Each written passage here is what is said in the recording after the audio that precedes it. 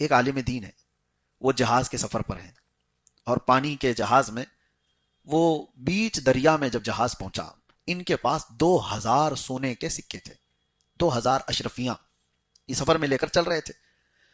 اور راستے میں جب سمندر کے درمیان پہنچے تو اتفاق ایسا کہ اس جہاز پہ ایک چور بھی سفر کر رہا تھا، اچھا خاصا چور، ٹرینڈ، اور اس نے اس مولانا صاحب کو دیکھ لیا تھا کہ ان کے پاس سونے کے سکے ہیں، چرائے تو کیسے؟ اب جب سمندر کے بیچ پہنچ جائے جہاز تو نہ کسی کے آنے کا اندیشہ، نہ کسی کے باہر جانے کا، جو ہے جہاز میں۔ تو اس نے ایک ہیلا اپنایا، اس نے کیا کیا، اچانک رات کو واویلا مچانا شروع کر دیا، ہائے افسوس میرے 2000 سکے کسی نے چرا لیے، میرے سونے کے 2000 اشرفیاں کسی نے چوری کر لیا۔ کون؟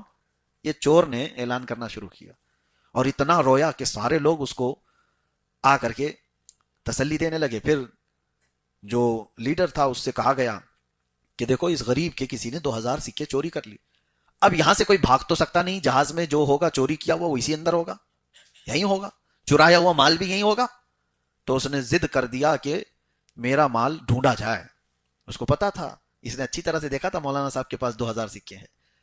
تو کپتان نے عملے کو کہا کہ سارے لوگوں کی تلاشی لی جائے، سب کی تلاشی لی گئی، ایک کے بعد دیگرے، ہر ایک کو قطار میں لگا کر پورے جہاز کی تلاشی ہو گئی۔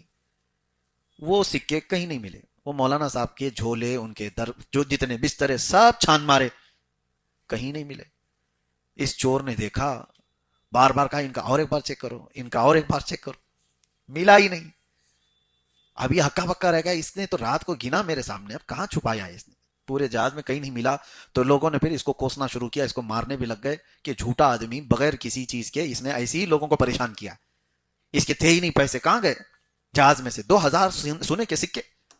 اس کے بعد جب شانت ہو گئے، مار کھا کر کے آیا چور، تو رات کی تنہائی میں اسی عالم کے پاس آیا، کہا کہ حضرت ایک بات بتاؤ، کل رات تمہارے پاس تو 2000 سکے تھے نا، سونے کے سکے تھے نا، تم گن رہے تھے؟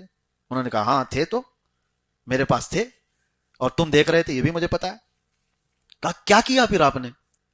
کہاں چھپایا ہے؟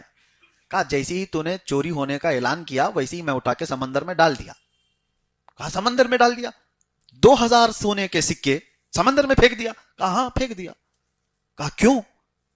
کہا تو جانتا نہیں، میں حدیث رسول سناتا ہوں، لوگوں کو حدیث رسول سناتا ہوں، وہ سکے میرے پاس ملتے، اور تو نے تو اعلان کر دیا تھا، دعویٰ کر دیا تھا کہ تیرے چوری ہو گئے، میرے پاس ملتے، مجھے صفائی دینے میں پتہ نہیں کتنے وقت لگتا، تیرے ہیں یا میرے ہیں، یہ کورٹ میں جاتے، عدالت میں جاتے، کم از کم اتنا تو ہوتا کہ تہمت میرے اوپر چوری کی لگ گئی ہوتی، میرے اوپر چوری کی تہمت تو لگ گئی ہوتی، اس کا صفایا بعد میں ہوتا کہ میں لایا کہ تو لایا، اور میں اس تہمت سے بچنے کے لیے اپنے سکے اٹھا کے پھینک دیا کہ کل کو کبھی میری حدیث رسول سنانے پر لوگ یہ نہ کہیں کہ جس پر چوری کا الزام تھا وہ رسول کی حدیث کیسے سنا سکتا ہے۔